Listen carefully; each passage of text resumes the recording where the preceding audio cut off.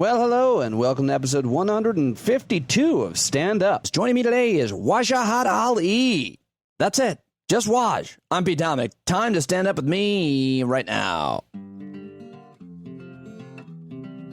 Hey, guys. Welcome to the show. I have a great conversation with Wajahat Ali coming your way. I thought I had another person I was going to have joining us, but didn't work out. So we had a great conversation. I think this podcast will do just fine with just Waj and I. I've got a lot to say up front here, and if you want to skip ahead, you can go to 9 minutes and 18 seconds. But I do want to tell you here a couple things at the top of the show. It has been 1,284 days that Donald Trump has been our president, our long national nightmare. There are 98 days, I think, till November 3rd, Election Day. And as far as the COVID numbers, here's a few ways of looking at it. More than 1,000 people died every day for 4 straight days last week due to COVID-19. That brings the U.S. total death from the virus to more than 146,000 as of Sunday. Do you know anybody that has died? Have you lost anybody? If so, let me know. I'd like to hear from you. Email me, standupwithpete@gmail.com. By the way, those numbers are from Johns Hopkins University. More than 3.5 million people in the U.S. have tested positive for the virus. 3.5 million people have got it. More than 146,000, as I said, as of Sunday, have died. The COVID-19 cases continue to surge in states across the country. And like I said, more than 1,000 deaths in the U.S. for 5th consecutive day on Saturday. Here's a headline from the Washington Post. Coronavirus ravaged Florida as Ron DeSantis sidelined scientists and followed Trump. It's pretty crazy down there in Florida. Pretty crazy that the governor there has handled himself the way that he has. I'd much rather have a meth-addled Andrew Gillum as governor, and I argue that he probably wouldn't have gone down that road and done those drugs that he got. Actually, did he even get caught doing the drugs? I'm not even sure if that's true. He came out recently and had an apology video, but Andrew Gillum would have been a far better choice for governor of Florida than Ron DeSantis, who's been an absolute disaster. They call him Disaster Santis or some shit like that. Anyway, other COVID-related headlines. McDonald's will require face masks at more than 14,000 U.S. restaurants.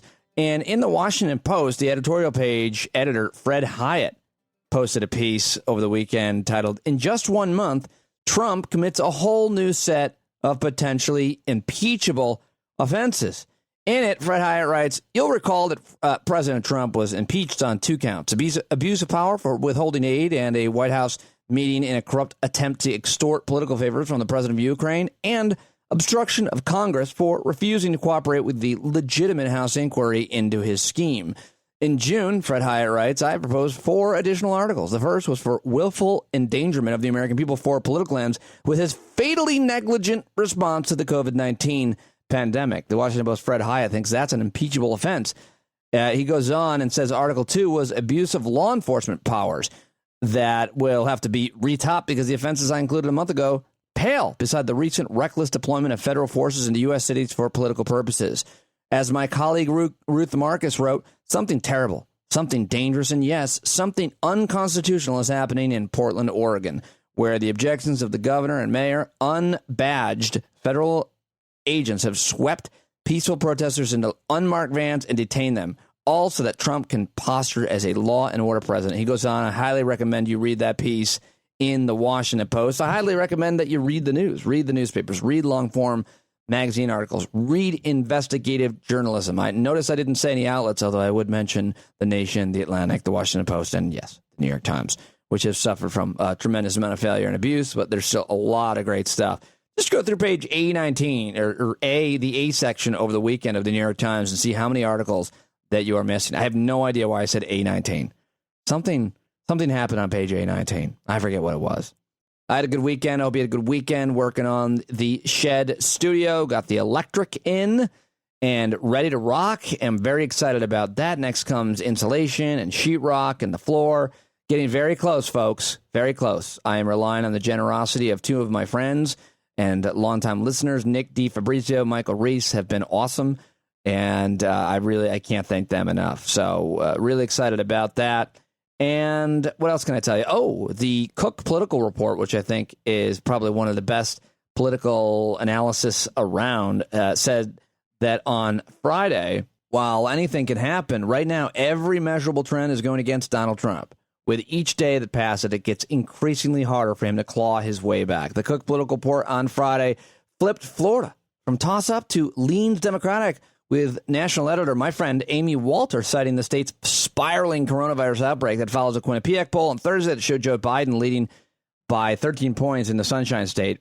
For context, according to Axios, Trump led Hillary Clinton by 3 points in the same poll in mid-July 2016. And the bottom line, according to Axios, is the pandemic isn't going anywhere. And no matter what the president wants, it's going to define everything from here on out. By the way, I watched Joy Reid's first episode of her new show at 7 p.m. East on MSNBC. And she interviewed both Hillary Clinton and Joe Biden. Both of them were pretty good. But Joe Biden was completely sane and fine and on point. He did a fine job. He's the same as he's always been. I mean, he's an old guy. He's almost 80 years old. It's preposterous that he's running for president, much less got the nomination. But he'll be just fine. And whoever he chooses for vice president will be just fine. And whoever he appoints the administration will have every idea of what they are doing. I'm just not worried about his health at this moment right now. I mean, I don't know what all this stuff about him being, losing his edge and not being, being seen out. It's crazy. He's just fine. Watch that interview. You'll agree with me. I don't know what that's all about. Anyway, maybe I'm missing something. By all means, send me the clips I'm missing. All right, so lots more to talk about, but I do want to get to my guest for today's podcast. And for those of you that expect 2 or 3 guests, I'm sorry, but I had an awesome conversation with Wajahat Ali, and he is the Monday guest here on episode 151 of Stand Up. Oh, before I get to Waj, though, I do want to play for you. I sad news over the weekend that Regis Philbin passed away at the age of 88. I love Regis. I thought he was super entertaining. I thought he was great at everything he did. He was quick on his feet. He was thoughtful. He was passionate. He was hilarious. He was generous. And I was always a fan. And at Super Bowl 48, SiriusXM sent me to do press for Media Day. And, everybody's there and interviewing the athletes and each other. And I was doing bits and having fun. I ran up to Regis and I started calling him Archie Manning, who is the name of Peyton Manning's father. He's a famous quarterback in his own right. Peyton Manning is one of the greatest quarterbacks of all time. He was playing in that Super Bowl.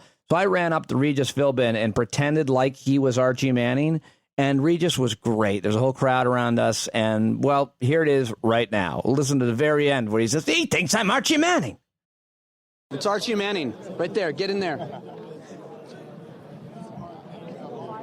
Archie Manning. Archie Manning. Archie Manning. I'm here with Archie Manning. He's here with Archie Manning. It's such an honor to finally get to meet you, Archie. I've followed your entire career. How do you feel about your son? I think some Archie Manning. How do you feel about your son being in the big game? I like him. You do? Yeah. Do you think your son? I think he's going to go all the way. Wow. 55 touchdowns. Come on, who throws like that? That is so nice. Archie, an honor to meet you. Good luck to Peyton. The guy thinks I'm Archie Manning. The guy thinks I'm Archie Manning. Isn't that great? Guy's such a good sport. He improv with me in that moment. And I was always a big fan of him for messing around with me like that. I never had the opportunity to have an actual scheduled interview with him at SiriusXM, but I was always a big fan. Sad news about Regis Philbin. What a consummate entertainer and professional. Okay, now, how about this? We get to my conversation with Wajahat Ali.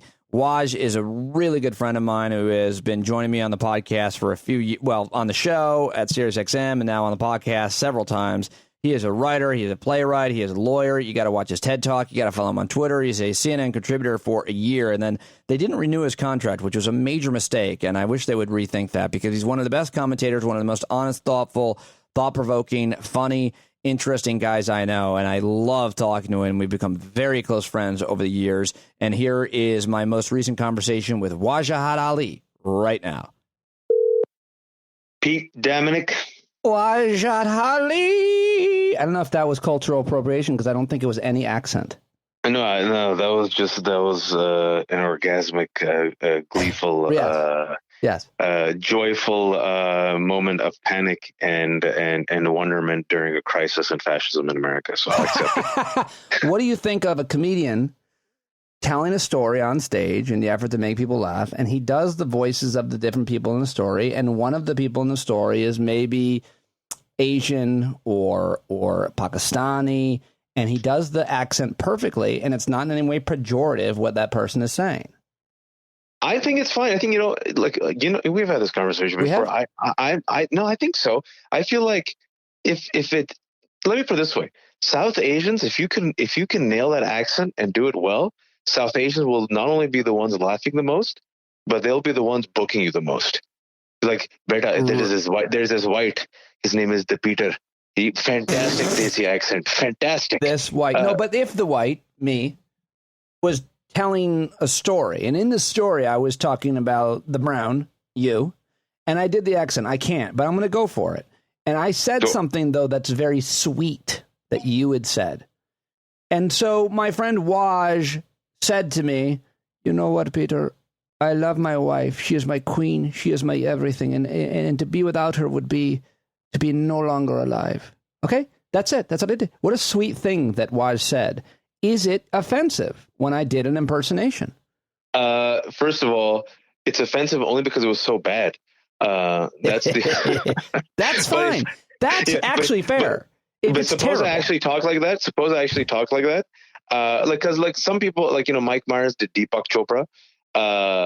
His accent, he actually has a good impression of Deepak. I personally, if you're not necessarily punching down, both in the content, right? If you're not trying to mock them just for their accent, because everyone has an accent, but if that's the person, how you talk, and you're telling a sweet story, and you then are just, and then if you own it, right?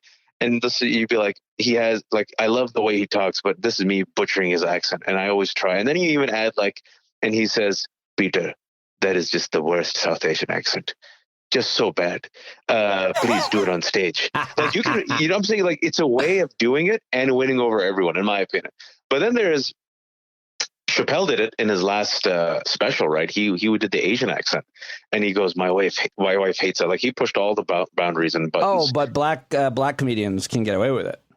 Well, maybe, because he kind of didn't get away with it, because people are like, yo, why do you got to knock both trans and Asian in the same joke? And I think did that's they what really? Were Asian people offended? Because that, I know trans people were, but because what he did was, I still laughed, but I was just cringe laugh, because it was a throwback to the Mickey Rooney type of Asian. He goes, what? I talk like this. What? Right. And you remember even in Phantom Menace, which came out 22 years ago, in the opening, they're like, why does the Viceroy, why do all these aliens sound like shady Asian caricatures? They're of Hollywood's version of Chinatown, where you get gypped for buying a fortune cookie, right? So it's one of those things where did you have to do it? But he did it. It was a throwaway joke, but it was a cringy. It was lazy. It was a bit lazy. Well, then you just said gypped. Isn't that anti-Semitic? To say gypped, is it? I don't know. It might be. Really? I'm looking it up right now. My dad got in trouble for saying cotton picking. Oh, yeah, I had no idea. That was a bad one. That was a couple years ago. Though. I don't know if gypped was. I feel like it's I don't know how to spell it. JIPPED, I think. I don't know. How are you spending your days? So the lady, we're so lucky that we have a woman who has been with us. She's been fantastic. So she comes for a couple hours, but she took the day off. So 3 kids. It's over, man. I've been making the Millennium Falcon with my son, which has been great. Oh, out of Legos. Yeah, and he's great. It's he's about to turn 6. No, we're building a real life size one out of steel. That's what happened. We're the children of immigrants. We don't know how you guys do it. We're building spaceships. What are you guys up to? Nothing. I can't figure out how to get my NutriBullet to work. Yeah, forget hyperdrive. So my daughter started crawling yesterday, so she's crawling everywhere now. Everywhere. So that's tough, right? I'm so proud, because literally I did this really serious Zoom phone call for this podcast I did. They're trying to think about marketing for the podcast, while I was chasing my 2 children who wanted me to be the chase monster, while keeping an eyeball on Khadija, who's now crawling everywhere. And thank God, I think it was a mother who was on the Zoom call, and she was like, I feel you. I get it. This is fantastic. Listen, you have your hands full. Let me just email you. I'm like, okay, thank you. I appreciate that's thoughtful of that person. People are being more thoughtful as a result, in certain circumstances, as a result of the situation that we find ourselves in. I feel sometimes they're more forgiving. Obviously, man, because they're seeing. I think people are finally understanding what women, in particular, like moms, have had to endure since forever. But also parents, they're like, wow, you guys did all of that while having kids, and now you guys have to do work while in lockdown with kids. I just talked to a friend of mine. He's an agent. He's married, but he doesn't have kids. He goes, he said, I can't even comprehend how you get anything done with children during lockdown. Right. Somebody And so said, I- a friend of mine got in real trouble when she tweeted, I've never been happier that I don't have kids or something like that. I chose not to have kids. And a bunch of people reacted like, I get it, but some of us really want kids and can't have kids. And I'm like, oops. Yeah, seriously, man. You got to be really, I mean, I did that TED Talk. You have to be, I had to nuance that TED Talk. I mean, even when I pitched the TED Talk for the first time within the TED, for the TED team, like for 15 people, it's like, you know how we live in this society where no good intention goes unpunished. You know this. And so it doesn't matter, but like, you just have to name it, right? As long as you name it, I feel like people are appreciative that you took the extra 30 seconds to be mindful. So like, it was like navigating a minefield where I literally had to be like, I'm not saying that everyone should have kids. And I'm, taking into consideration. That's right. I said that to the guy who did it. I just said that to the guy who did a TED Talk titled "The Case for Having Kids." Yeah. Everybody's got to go watch it if you haven't seen it. How many millions of people have watched your TED Talk? 2 million. I've been so happy that 2 million. Yeah, in 1 year we got 2 million, which is nice. Wow. But it's like, it's so triggering. What are the royalties on that? You get paid none, review, right? Man, nothing. You get paid nothing. You get paid and they invite you to Vancouver until you get in front of 500 people and say a TED Talk. But it was fun. But it's one of those things where just saying the case for having kids, people, I mean, I'm telling you, people have not even heard the talk and they just trash it. And I'm just like, can you just listen to the talk? You'll actually be very happy by the end of the talk. I'm actually trying to make the case you're trying to make. And they're like, how dare you? Another man telling me what to do. I'm like, the whole talk, I don't know if you've heard it, is a Trojan horse. The whole talk is a Trojan horse that we need more progressive policies such as paid parental leave, affordable healthcare, affordable childcare, higher wages for women, better jobs for immigrants. And if you pull that off, we have a chance of actually increasing the birth rate, which has decreased drastically in Europe, Japan, China, the United States, and having a significant detrimental impact on society and the economy. So China's freaked out, man. Yeah. Japan's freaked out. Yeah, quote, rich countries, people don't, I don't know what the catalysts are for people choosing not to have kids, but it seems to be more superfluous, common in countries that have, are quote, rich countries. In America, actually, we hit our lowest rate like year after year. The main reason is young people say, it's not like young people don't have kids. They're like, I cannot afford it. Right.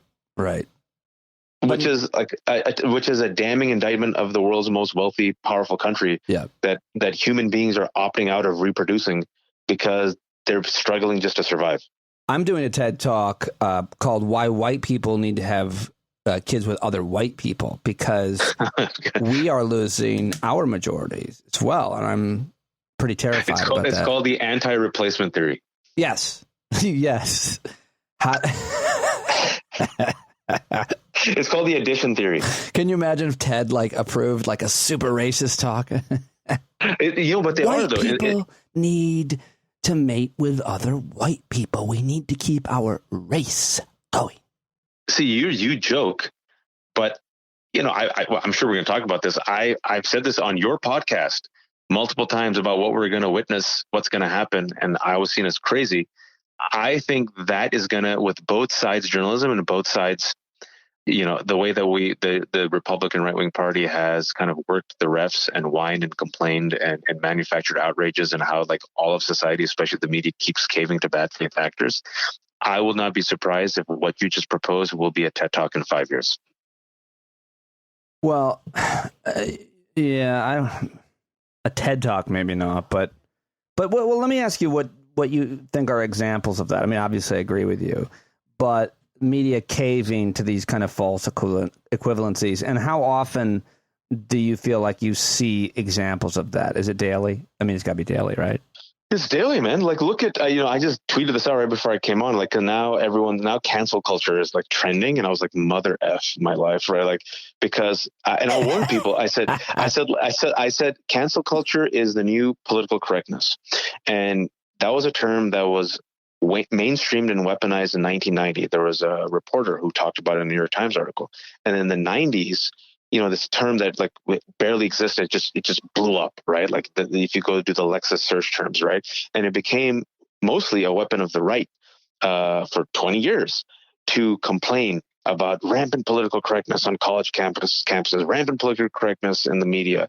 And then Donald Trump, if you remember, one of the main appeals of Donald Trump, I went and talked to Trump voters, was he ain't politically correct. He keeps it real. He says, he's mad as hell, and he says what he wants, which is often a code word of saying he can be misogynist, he can be homophobic, you can punch down on people of color, right?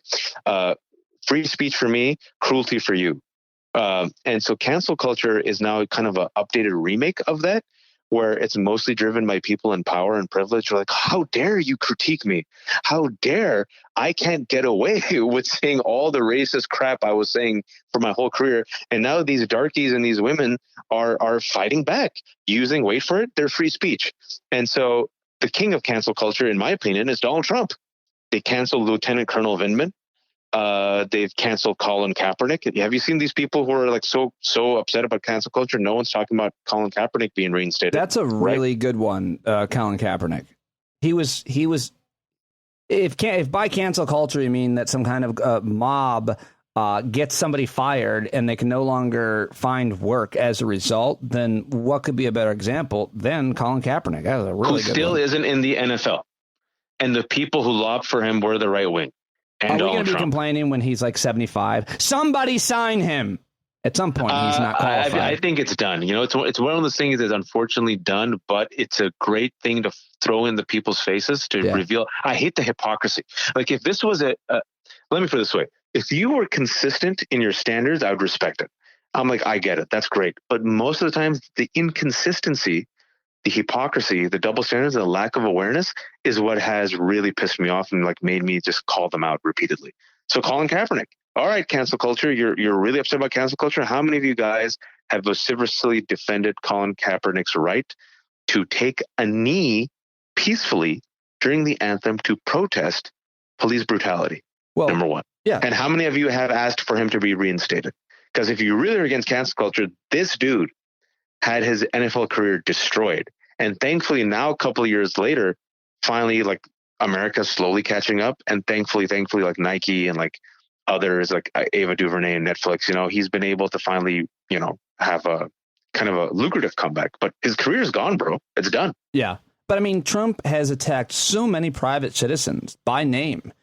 And making it very difficult for them to, go outside. I mean, he's the president of the United States calling people out by name. We've never seen anything like that before. Or how about this week? Guess who's getting canceled? Liz Cheney. Oh, what's that all about? Liz Cheney is somehow undercutting. I didn't. Yeah, how dare you undercut Trump? And so the Tweedledee and Tweedledum, Jim Jordan and Matt Gaetz came out and like tried to attack her. And then how about Lieutenant Colonel Vindman? Talk about being canceled. Career's done.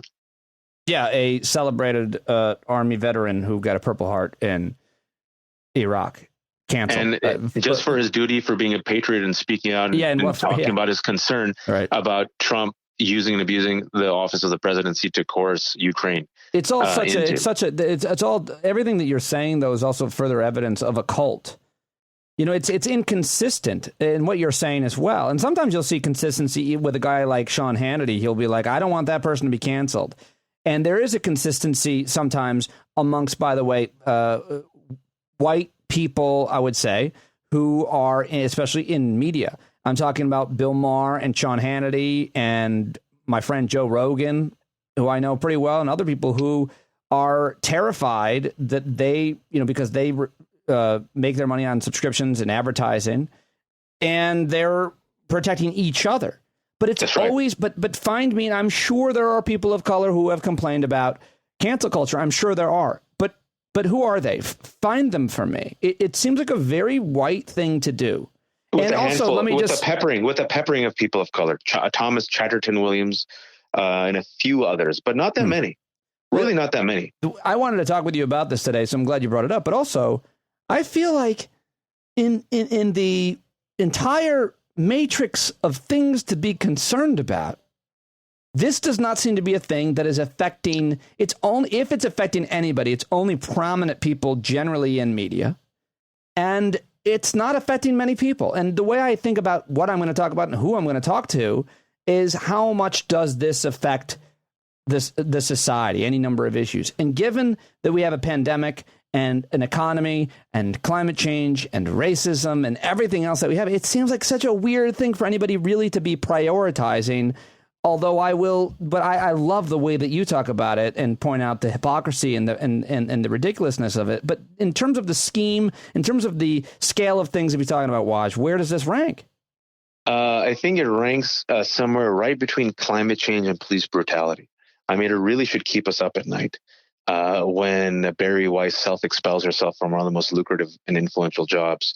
And then when Brett Stevens, a colleague, I guess you could say, of mine, really feels so threatened about being called a bedbug that he tries to get a professor fired, and that Donald Trump, the president of the United States of America, commander-in-chief, uses the Chris Wallace interview to talk about cancel culture, and all the people that signed this letter still have jobs, and nothing has happened to them, and they're writing for like The Atlantic and have published books.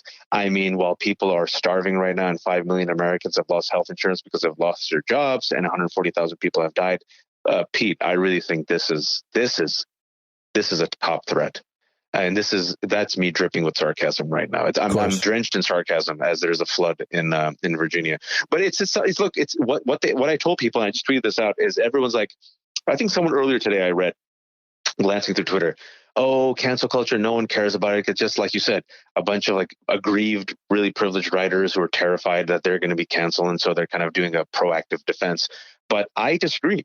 I say don't sleep on this. Like I said, Donald Trump named it in the Chris Wallace interview. Fox News is talking about it. You have Republican senators now. It has now become part and parcel of the new culture war, which animates the right wing, as you know, and is now the updated political correctness. And now cancel culture will be part of the mainstream, and you will hear it up until November, guaranteed.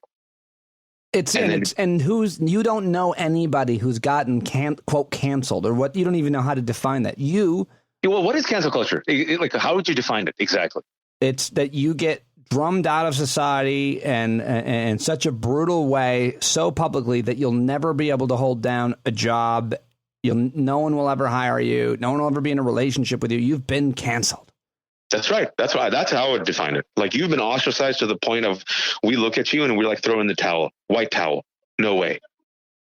Right. And yet it hasn't happened to Geraldo. Yeah. It hasn't happened to anyone. It has happened to Trump, Brett Stevens, Barry Weiss, who's the guy, Andrew Sullivan. They all fail up. Bill Maher, and even when they do get quote unquote canceled, have you noticed they all fail up? Every single one. They all fail up because, like you touched upon it. I think it's very important. They're all friends with each other. It's like, so let me give this example. I've given this example on your podcast, but I think it's really important for people to understand kind of the sickness and the hypocrisy and the incestuous nature of media and politics and business. Sean Spicer, White House press secretary, I know we've forgotten him, came out, lied, ridiculed the press, gaslit America for Trump, right? He quits or resigns or is let go. Who do I see having the best time of their lives at a party for reporters and commentators and journalists in D.C. the day before the White House press correspondence dinner last year? Yeah. Sean Spicer. The Spice Man. Now you have to ask yourself, here's a man who literally lied, who was horrible at his job, who had spinach in his teeth on television, being invited to this party, having the greatest time, and then he gets a six-figure salary, I think $250,000, to dance like a moron on Dancing with the Stars. And he becomes a fellow in Harvard. And he has a book deal. So how are they really canceled? They aren't. It's manufactured. It's complete. It's like the war on Christmas. It's complete bullshit. It's not happening. If it is happening, show me the people who have been canceled. And people of color. Oh, yeah. That's a good point. I'm thinking of, you got canceled. I got canceled. I got canceled by my own community. I got canceled for advocating for a diversity of ideas and for challenging the status quo of some people in power when it came to my engagement with Zionist Jews, because, as you know, I went and studied Judaism and Zionism both here and in Jerusalem, with the intention of seeing if I could bridge some divides between American Jews and American Muslims, because I anticipated there would be a rise of white supremacy that would come after our communities, and we were at loggerheads over Israel-Palestine, and I was seeing if we can remove some of these litmus tests, right? It was a test. And so for that reason, and for the piece that I did, I was canceled. I'm still canceled. I was boycotted. I'm still boycotted. I lost money. I lost opportunities. I've been kicked out of my community. But I said, you know what? I think this is self-destructive. I think this is not healthy for our communities, but I will still persist and say what I have to say. And I furthermore said, Pete, you have every right, if you believe it is your right, to cancel me. If you believe boycotting me is your expression of an expression of your First Amendment, and you feel like that's your right, then that's your right. I never behaved like this, and I have been canceled. Really, really important point and a great example of it. What happened with you? What happened with Ben Shapiro this week? Oh, yeah. So I said something on Twitter. Talk about manufactured outrage. All of this connects. And bad faith actors. I've used this analogy on your podcast several times. I've said this on Twitter. I said this on CNN. I will say it again for your audience. I've said this. My fear is that the future of what we're seeing in America is the following: that there will be some predominantly white voters, supporters of Trump, that we will never win. People have asked me for 4 years, how will we win them over? And I've said this on your show before. I said, I fear that the only way we'll move some of Trump's hardcore base is through immense personal pain and suffering. If they suffer, and I always thought it would be a recession, but I said once they suffer and they see that this man has failed them and they personally feel the pain, they will leave. That being said, even with that suffering, we're not going to win over most or many. We'll only win over some. Case in point, July 2020. Look at the polls. With a pandemic, like you mentioned, that has killed over 140,000, with a recession, with the corruption, with the protesters in Portland, with his bungling of everything, especially the racial divide, still a majority of white voters, not white people, but white voters, are still for who? Yeah, they are not leaving him.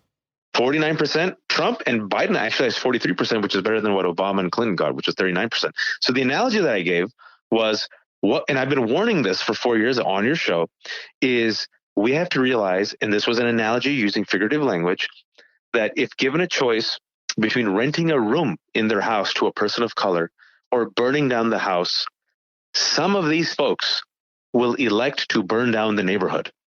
I've used that analogy before. I did it on Twitter, and then I even gave the context in a thread what I meant by it. Talking about white supremacy, the history of white supremacy, how this has always happened in America, where every time there's progress on race, 2 steps forward, there's 1 step back, where literally some white communities have shut down entire pools. When it came to desegregation, they've shut down parks, and I even gave some books. So the right wing then jumped on it, manufactured outrage. They have their own WhatsApp group, and that's what people don't realize, right? It's like it goes from the web to Fox News to the radio stations to political politicians within like an hour, and it feels like an avalanche. If you've never experienced it, you feel like you're drowning. I have tough skin. I've been through it. Then Ben Shapiro jumped on it with his 2 million. And said you're a deeply unserious human being.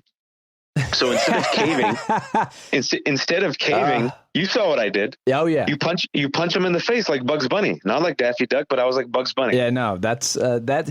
When you tangle with, there's a handful of folks on the right that it may not be worth tangling with, and I didn't go after. I jumped on a little bit. Don Bongino, is that his name? Oh, he's huge. He's got a huge following. So I got 3 days of harassment. It wasn't nearly as bad as what you got.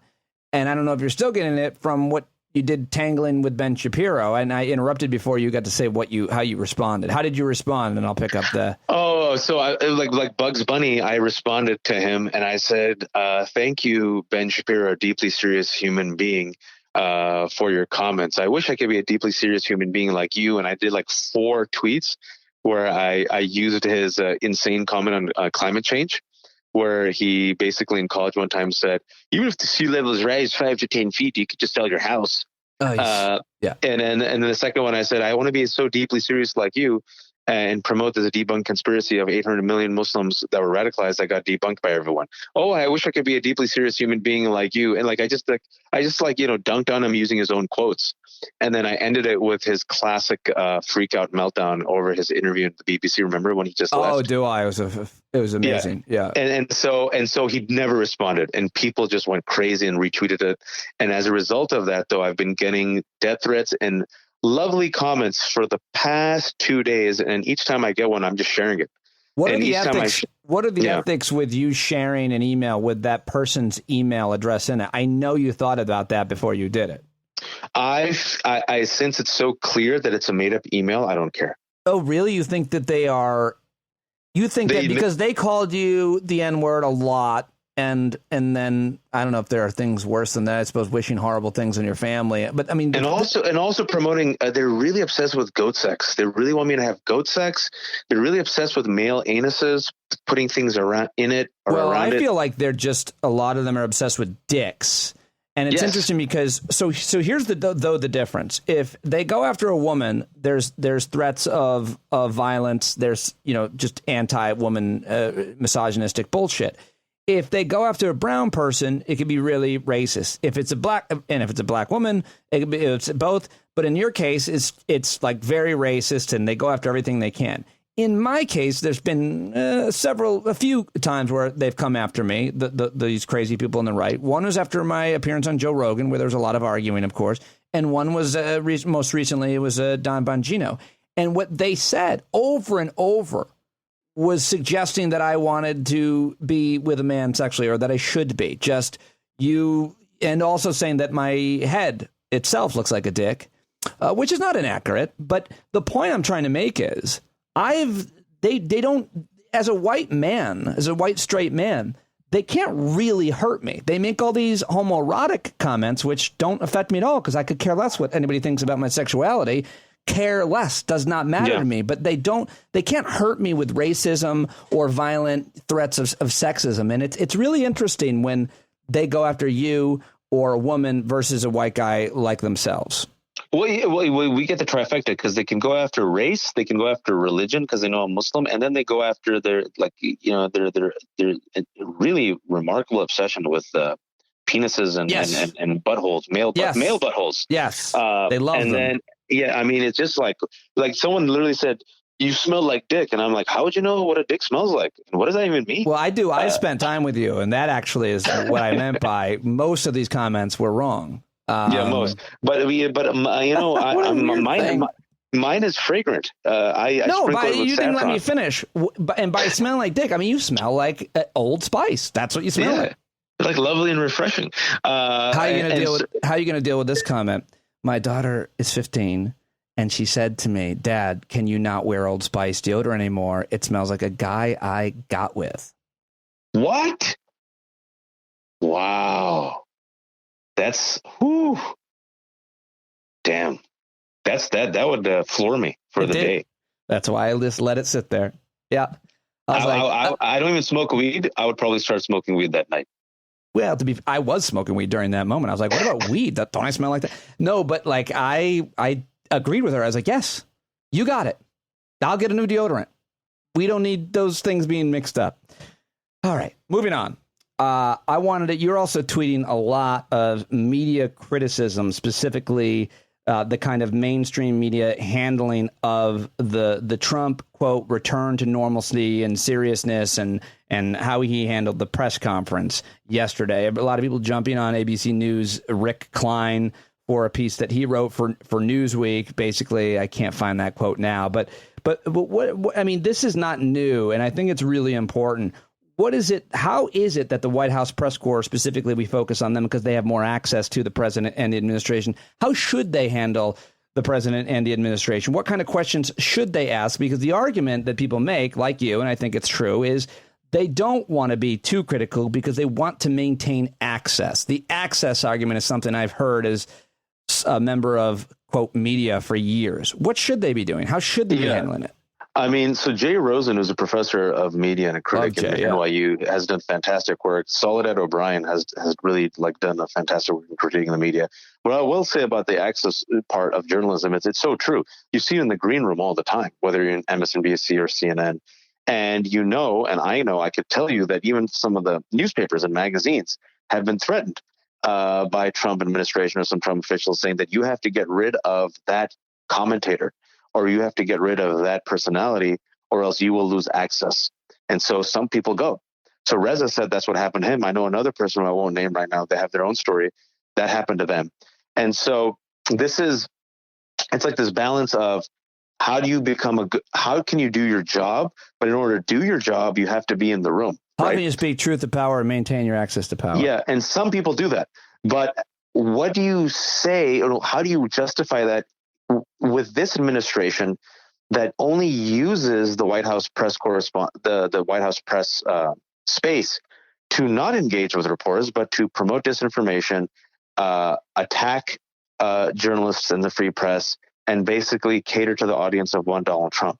And I've always said, if you just ignore Trump and you just ignore it, if you don't give him the coverage, right?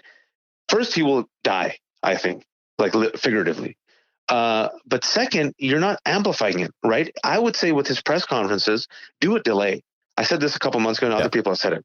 Do a 15-minute delay, do a 5-minute delay, do a 1-minute delay, and have someone like Daniel Dale or Glenn Kessler of Washington Post on set, live fact-checking him. And with the delay, you get time, right? And so if there's something serious being said, like, wait, we'll go back. Okay, Fauci's there, great. And now Trump's back lying, and we're done. And Trump said this, like that's when you're doing your job, because you're holding truth to power. You're not being an outlet of disinformation. You're not amplifying it. You're not allowing yourself to be railroaded and humiliated, right? I think like if you have to be a White House press correspondent, you have to be a masochist. Because basically your job is just to go there and be lied to. And what's the point? Like, who are you serving at the end of the day, right? And I feel like right now, if all of them banded together and said, we're going to boycott you, and you'll get your One American News Network, and you'll get your Fox News, and you'll get your Christian Broadcast Network, who already do your propaganda anyway, or you're going to lose ABC, CBS, NBC, MSNBC, CNN. Don't you think he will melt down and die? Don't you think a majority of Americans will then be walled off from his propaganda and BS? Well, the latter is the most important. Who knows if he melts down and die? He will. I mean, he would cry about it every day. But the point is, you can't, as a network, allow these horribly dangerous ideas to be spread. The man said that you can put bleach in your veins. Like, you can't carry that live. You can't have that be on live. You can't allow for that. Or how about the normalization? Like yesterday, ABC did it. Donald Trump adopting a new tone. We're 4 years into this administration, and even during that conference, you couldn't last. Yeah, no, he it's always the same. He reads what somebody handed him to read in the effort to try to be somewhat serious, and he reads those sentences. He would never write them himself, and then he falls right off the wagon and just starts going nuts again. And every time, every interview, every speech, everything. It's like I'm watching that fable of the scorpion and the frog, and we're the frog, and like Trump and the Republicans are scorpions, and they're like, you guys are so stupid. Let's just keep stabbing you. It's like the same thing with cancel culture, the same thing with the fake outrage. The more they gang up, they know Disney's going to cave, CNN's going to cave, MSNBC is going to cave. Like, they know everyone's going to cave. And then if you talk to people of color, and some people like Toure, tweeted this. I think he had a gig at MSNBC back in the day. He was a host. You know, when they attack us, we oftentimes don't get cover. Like, they all crumble. Like oftentimes people of color, when they get attacked by the right wing, like look at Jamel Hill. It's only recently in the past year or two, and thanks to social media and thanks to our networks and thanks to the fact that we have privileged places, thanks to the fact that we speak out, that we flex. Like Wesley Lowery, openly taking out, like talking about the culture of Washington Post, right? A black reporter who won the Pulitzer, 2 Pulitzers, when first coverage in Ferguson. But before that, Pete, like we just used to die quietly, right? Like it used to be like, oh, right-wing mob attacks us. We're not going to get anyone to defend us. We're done. That's what happened to Reza. Just threw him under the bus. Reza Aslan. for example. Yeah, what did happen to him? You mentioned him. Apparently, what he says is he did this benign tweet where he called the president a piece of shit. Right. Because he called the president a piece of shit, the right wing manufactured an outrage campaign against him. He's like, whatever. He says that CNN had his back, but then apparently he got, Zucker, who at that time had relations with Trump, maybe still does, right? Because they were friends. Basically, same thing. You will lose access if you don't get rid of Reza. So then Reza gets called in and says, I got to let you go. And then Reza becomes a sacrificial lamb. Now you got Claire McCaskill, right, who was a senator who I think said the same thing. POS. Last week, nothing happened. And imagine if they just had Reza's back against this manufactured outrage mob and didn't cave into both the right wing and Trump, and another person of color falls. You see what I'm saying? It wasn't lost on us. Like, I didn't agree with him saying it, but other people and other commentators and other hosts, hell, Cuomo said it, right? Didn't Cuomo say, I'm tired of this bullshit last week? And I was like, good for him. Yep. But nothing happens to him. And so when will society learn we're dealing with bad faith actors who manufacture outrage, and the victims of this aren't the privileged, mostly white people who are complaining in the letter. It's often the poor and people of color and the people who don't have power, especially right now where we have Operation Legend, a fascist enterprise where the test case is Portland. But guess what? It's going to be broadcast live all across the states. Yeah, let's talk about it. The secret police in Portland snatching people while wearing desert fatigues in the middle of a city, looking very like a. When I see that, I don't.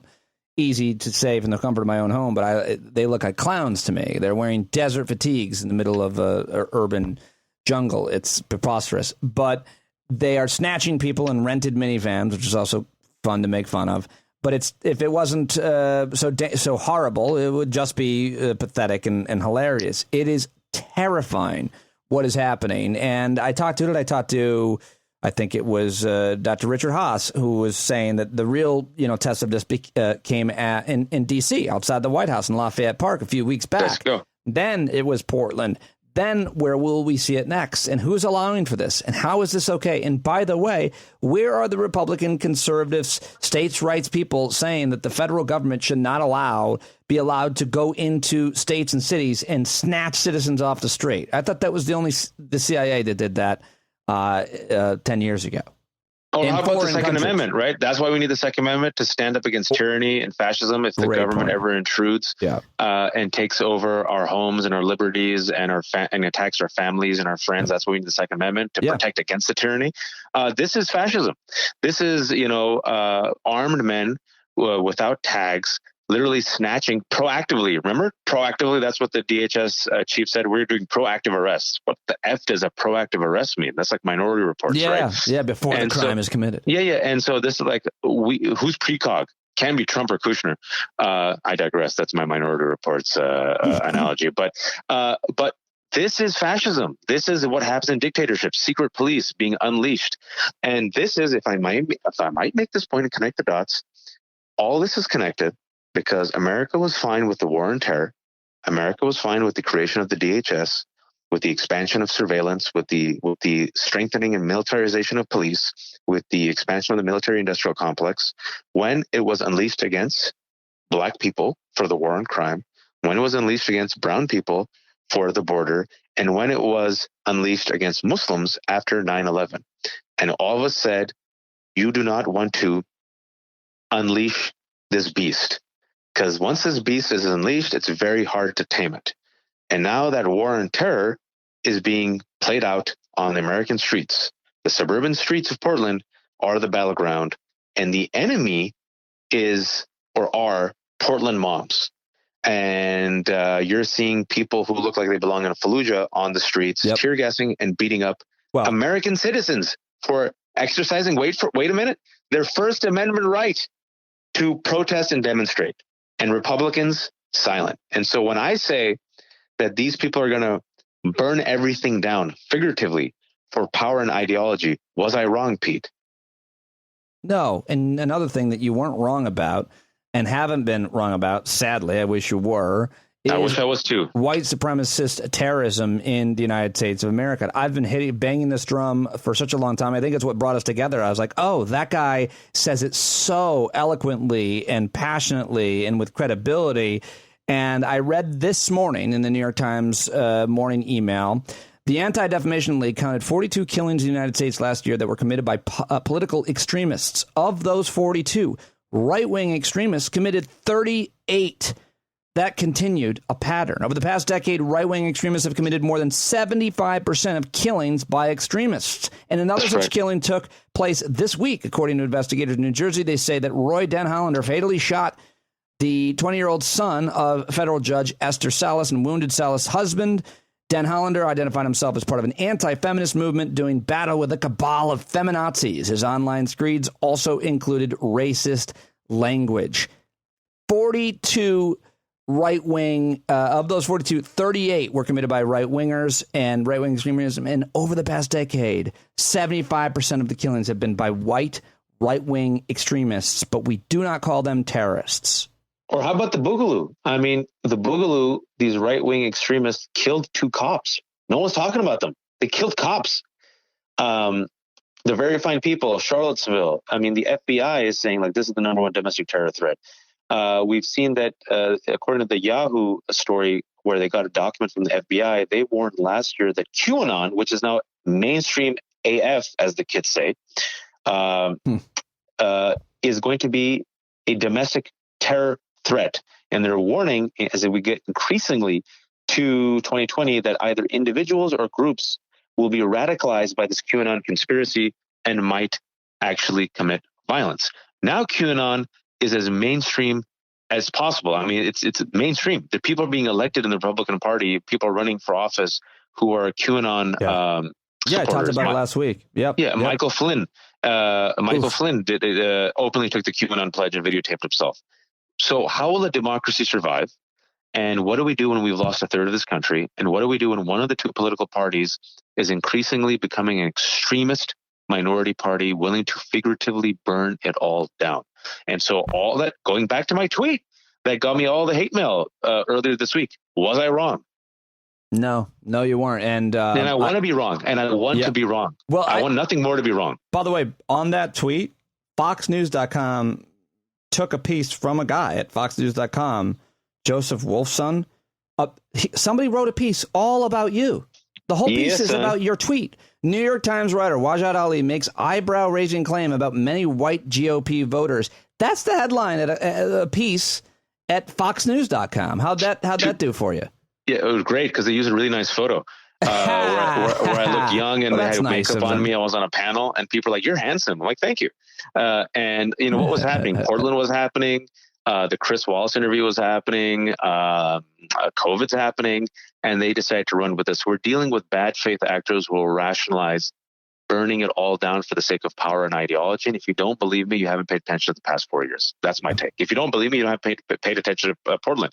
And speaking of QAnon, I forgot, man, today, Richard Grenell, he retweeted all that QAnon stuff. He was briefly acting as the DNI, the Director of National Intelligence for Trump, retweeted QAnon stuff. I mean, we've got August, September, October, November, December, January. I don't say November. I say January 20th, because that's when this dude has to leave. Until then, they're going to do so much damage. It is. I want to repeat this. It isn't about November, guys. It's about January until he leaves. Well, it's about so November, December, and 20 days in January. Like, how much damage can he do? Do you want to speculate at all on if he does lose, and if he does give up power, what he does during that lame duck session when, he just sets everything on fire? I mean, do you have... We've predicted this. I say, and he already admitted it. And remember, everyone thought we were crazy for saying it. I brought the tweets and I put it up. So all the folks who thought it was crazy that said, what makes you think that he will voluntarily leave or accept the results? Chris Wallace openly asked him, openly admitted it. What he's going to do is, first and foremost, promote disinformation so that about a third of this country does not recognize Joe Biden as president and recognizes the government as being legitimate. That's one. Nonstop across the right-wing ecosystem. Conspiracy theory, conspiracy theories, conspiracy theory, QAnon, deep state, rigged elections, mail-in voting, which, by the way, is legal. Number 2, they're going to raid and pillage the candy store. They're going to take as much as they can because they probably will realize that they're going to lose the Senate, lose the House again, and lose the presidency. Mm-hmm. So we're going to talk about naked, open, shameless corruption. Naked. They're going to use the power of the DOJ to attack critics, because Barr just signed on to Operation Legend, as we knew he would, to open up investigations, to open up those threads, to cancel people, and also to pardon. And then we're going to see favors for Putin and his friends abroad. Quid pro quos. Well, I hope you're wrong again. But do you think I am? No, do you think I am? I don't know. I'm not creative enough to speculate about what will happen, but none of that seems beyond the realm of possibility at all. I mean, he's going to try to set himself up to make money, and he's going to try to set himself up to not get arrested. I mean, he's going to do whatever he can for himself during that time. That's, I think, pretty. I mean, that's what he's been doing the entire time. Exactly. So when people say, "Oh, why won't he do that?" I say he has been doing that. Yeah, why won't exactly. he do that? And then to bring everything back full circle, you will see a lot of people really get canceled in the next 4 months.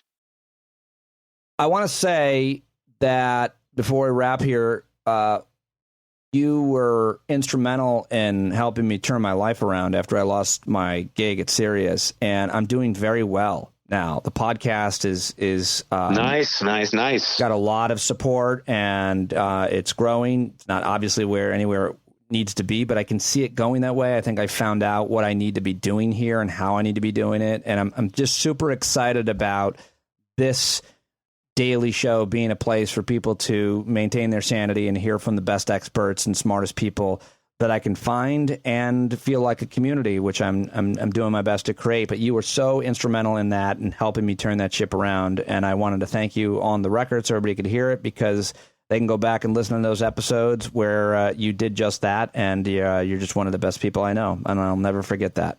No, man. And it was just us reminding you to be yourself, and that everything that you did at Sirius, we just kept saying, just keep doing it. It's like, you don't have to reinvent the wheel. You just have to be you.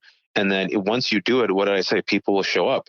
And if you see the type of quality guests that you have, me excluded, of course, every once in a while you have to, like, I'm like the Tony Randall. When he's desperate, he brings me out. I just live in the cupboard. and Pete says, like, Waj, come out. And then, like, he gives me an apple and I'm happy. But I pull him down. I reach up and I pull him down from the cupboard and I throw him on. You unfold me. I fold very well. No, you are welcome here every day. I mean, we've talked about co-hosting stuff. I mean, you're hard to pin down as far as I'm concerned. I want to be with you in every possible way, including sexually. But we said, of course, especially so you can smell the dick and the saffron, like the saffron dick, Old Spice saffron Old dick. Spice.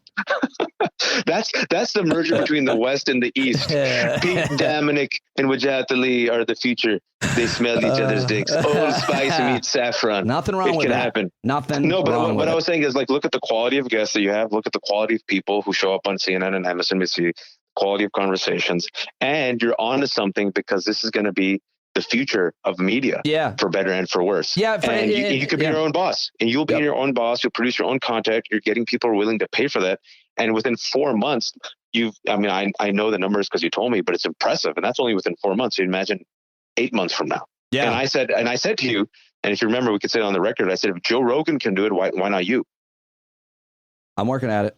And you couldn't do it without your support and your friendship, and it means so much to me. So I hope that you will join me again very soon, whenever you want, as much as you want. I love talking to you. I love having you on. How are you? Okay? What's going on? Is there anything? I'm good, man. Plug? Just pray for me, because I'm about to start a HIIT exercise, which I've done it. They're forged from the devil. Yeah, it's hard. What kind of shape are you in? Because don't go too hard. You'll throw up all over the place. I'm a middle-aged dad, man. What are you talking about? I'm in terrible shape. But my wife, who's we married up. My wife, who's a runner and athlete, has found me sexually attractive again after 8 years of marriage, because I'm cooking. And then she says, I have hot quads, and I didn't even know what a quad was. Really? So it's helped me with quads, and it's helped me with my posture, and it's given me some chesticles.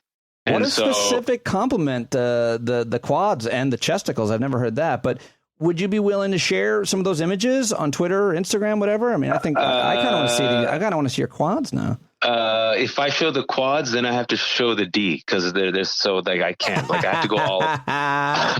Don't do that. That'll be right to cancel you then. Yeah, I'll put saffron over it. If I actually get really good quads in the next 2 months, I will somehow find a way to take a photo of quads. That's awesome. I love it. I almost don't even believe your wife said that because it's such a specific compliment. But you know it's true because it's such a specific compliment. Exactly. Because I'm like, what the F? I'm like, what the F's a quad? And then she, and then she showed me. I'm like, that's quads. I'm like, do girls like this? And she goes, yes, some women like me find this attractive. Reminds me of the time, and regular listeners have heard me say this before, so forgive me. But it reminds me of the time in high school when my crush told me I have the best legs she's ever seen, and I was like, oh my God, she thinks that. And then she took a long beat and she said, for a lady, you have ladies. I remember that you told me that legs. before. Oof, rough.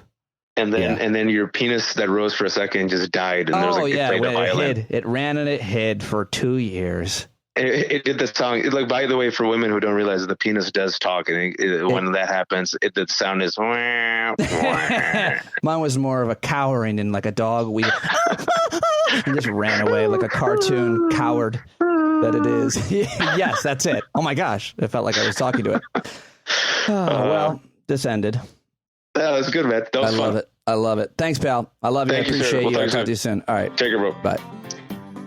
Always great talking with Wajahat Ali. Like I said at the beginning, sorry I didn't have more than one guest on today's show. I usually have 2 or 3, but it just didn't work out for today's podcast, today's episode 151. But we'll be back at it. Exciting lineup of guests joining me this week, and I want to hear from you. I'm going to try to schedule a hangout. What night works best, everybody? Is there a night that works best? Thursday, Friday, Saturday even? What do you prefer? Let me know. And thank you to all the new subscribers who have signed up. Sign up right now with a paid subscription at patreon.com/Pete Dominic, or go to the paid subscription link in the show notes for this episode. Give it a rating, give it a review, and thank you very much for listening to today's episode. Stick together. Stay close. You're not alone. I'm right here with you. Let's continue to build this community together, continue to communicate with each other, rely on each other, learn about each other, and I love you. I appreciate you. Thank you very much for tuning in. We'll talk to you tomorrow right here on Stand Up.